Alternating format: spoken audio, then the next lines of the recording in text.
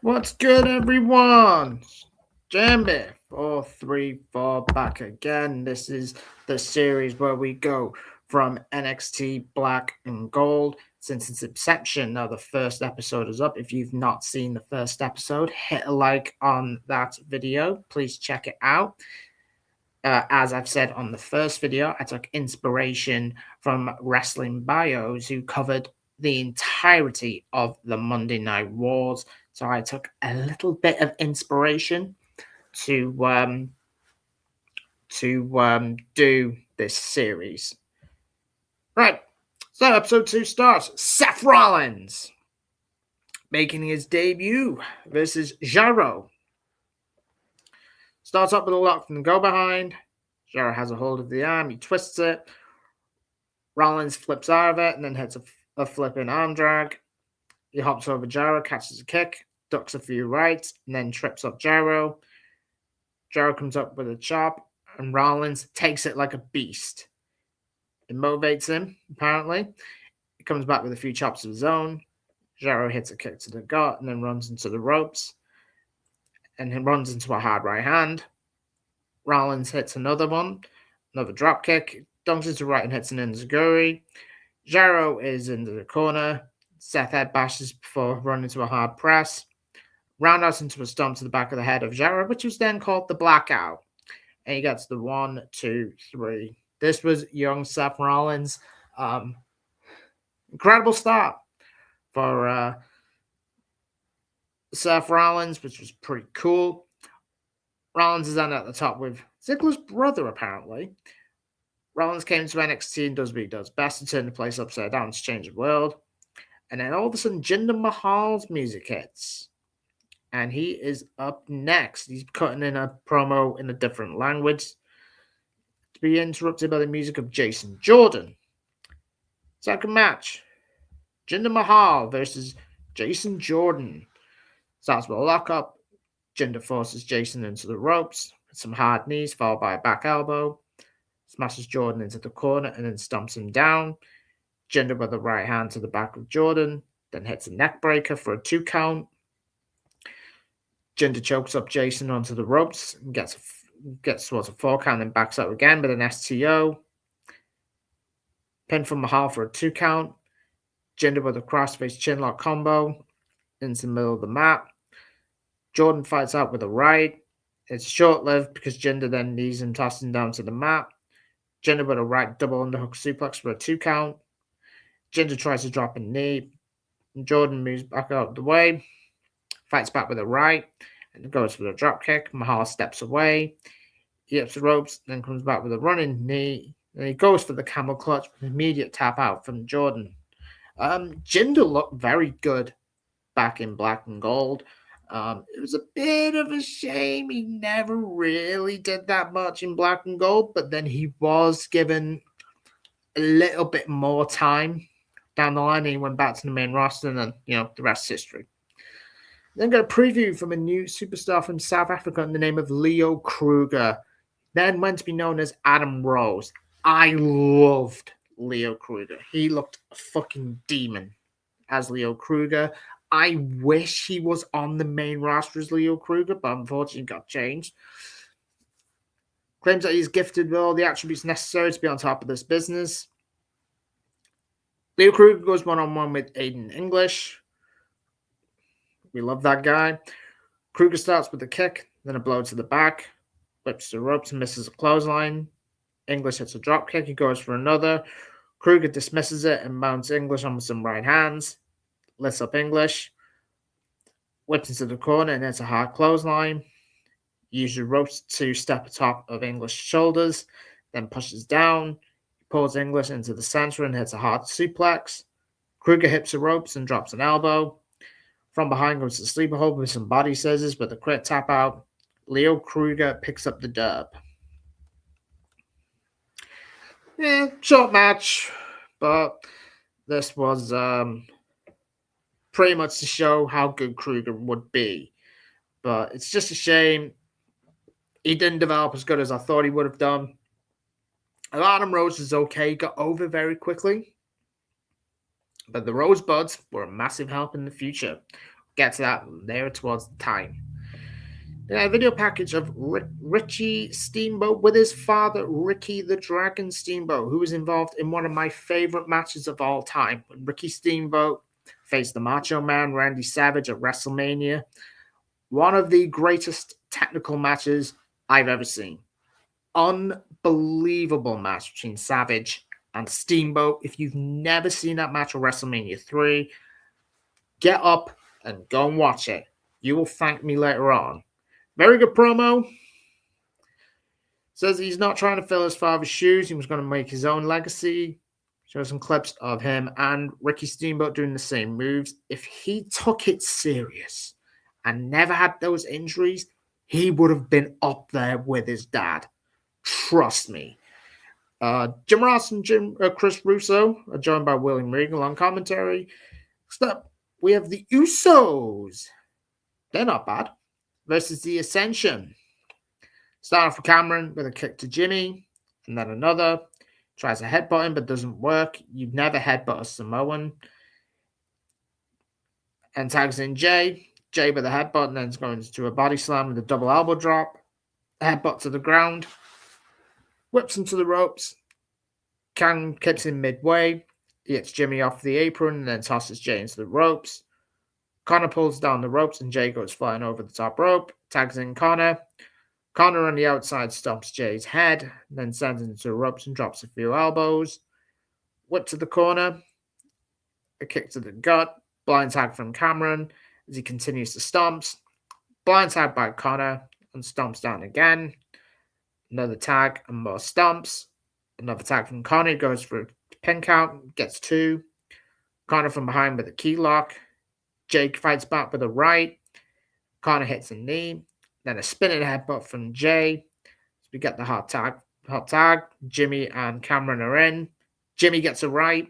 And then one on to Connor and Cameron. Raises Cameron up and hits the Samoan drop.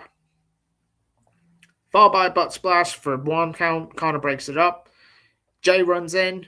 Connor sends him out. Sends him right out. Jay pulls Connor out, and Connor smashes over the head on the apron. Jimmy whips Cameron into the corner with a blind tag from Connor. Connor is in, and they hit the downcast for the 1, 2, 3. Very short match, but was okay. Good for what it was. Very good for what it was. Then we get Byron Saxton now joining on commentary. Why did they change the commentary so much? Should have just stuck. But that's when we get to the real best bit, is when we had, for me, the second greatest play-by-play announcer in WWE history, Mauro Ranallo. Do not change my mind. Next up, Richie Steamboat versus Rick Victor. Saw Rick last week, and the last dude from the dungeon. Trade up behind very well. It's a lockdown taken by Richie. Richie reverses a key lock, locks into a side headlock. Victor tries to raise him up, but Richie can't do that. Then that Ricky is at ringside. Big up. What a fucking... That is a real wrestler. Ricky the Dragon Steamboat. Legend. Arm drag from Richie. And there's another arm drag. Richie slams his hand into the mat. Key lock to the arm here. As he gets support from the crowd. Twerks the arm. Reverses an arm drag into his own arm drag. Still holding on to the lock. Victor tries to body slam him, but Steamboat just rolls out of it. Still holding the arm. Lets go long enough to drop a knee. Locks the hold back in afterwards. Then kicks Victor into the back. Once again onto the arm. Slams it to the mat. Then hits a right hand into the corner. Chop to the chest of Victor, and then another one. Right hand into the corner, where Victor hits the knee. Goes for a head smash into the turnbuckle. Richie stops it with a boot. Hits one of his own and gets a snapmare takedown to a dropkick for a 1 count. Side key lock into the arm. Victor backs him into the corner, breaking the hold. Very hard uppercut. And then another one, and then one more. Whip into the corner. Richie flips over and hits a jab. Arm drag takedown. Richie then goes into another armbar. Victor stands and hits a knee and goes once for a body slam. But Richie floats over and pushes Victor into the ropes. Comes in flying with a cross body. Another clothesline and 2 more. Richie with a back elbow into the corner. And another one. Richie hits the ropes, ducks a clothesline, and he hits him with the sling blade, which is pretty much similar to what Dolph Ziggler used to do, but now is literally owned by Finn Balor. Richie gets the 3 count. Good showing, bit sloppy at times, but hey, it is what it is. Next up, we have a promo from Antonio Cesaro. That's familiar. So Cesaro comes out and says what he's going to do next. Now, he was with some gal, but unfortunately, I forgot her name. I think it might have been Oksana. I can't remember who it was vaguely. Cesaro against Dante Dash. Now, Dash was a big dude, but he had a little tiny head, though. The belly back takedown by Cesaro. Smashes Dante's face into a mat with gut wrenches. Dash into a toss to the right. Kick to the back of Dash by Cesaro. Cesaro squishes the head of Dash between his claws. Dash is able to get right hands to get out of the hold. Cesaro is able to negate it into a right of his own and a sweet European uppercut. He had the best European uppercut in the business. Him and Danielson, without a freaking doubt. Follows up with a left tackle into the corner. Hard body shots followed by a big boot into the corner. Cesaro going forward. And it's a beautiful spine buster, then hits a neutralizer for a 1, 2, 3. God, they fumbled the fuck out of Cesaro. And then we have another Bray Wyatt vignette. Goes quite creepy, but that was Bray Wyatt for you. He has a small group of followers that wants to feel his love. Bray Wyatt will debut very soon. Main event. Johnny Curtis versus Derek Bateman. Both men start the match with a lockup. Curtis starts with a hard slap, then runs out of the ring. Bateman falls into the ring. Curtis strives for a knee, but he misses. Bateman in with a dropkick. Bateman sends Curtis into the corner face first, and one more time. Twist of the arm and a slap from Bateman, followed into a hard whip into the corner. Bateman with a pin gets a 2. Bateman with a rope runs in a hard knee. Joey Curtis is able to remove and grab the leg and twist into a takedown. Drops a knee to the inside thigh area. A few times more as he locks into the leg drop. Curtis stomps onto the leg, works on the leg, and he goes for the Indian Deathlock. Bateman tries to chop himself out of it from the floor. He hits a hard one. Dodgy. These are my notes, by the way. Turn the move around. Curtis won't let go of the leg. Locks in again. Bateman is out of it. Hits a clothesline for one more. Bateman from out of nowhere hits his frontal DDT-like maneuver. And Bateman then hits with the DVD for the 1, 2, 3. Now, the second episode was not as good as the first. Even though I thought Rollins looked absolutely great, Cesaro always looked cool as always. This main event did not hit as hard as the first main event. That first main event was fucking awesome with Tyson Kidd and Michael McGillicuddy. So that is episodia number 2 of the Back to Black and Gold series. I will try and upload an episode daily for y'all.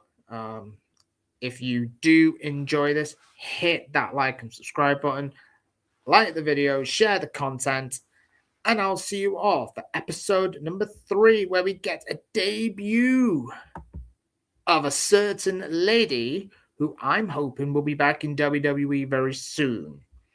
So, episode number 2 is done. We still got a long way to go, but we are going to do our best to get every single episode done. I'll do my best for y'all. I promise.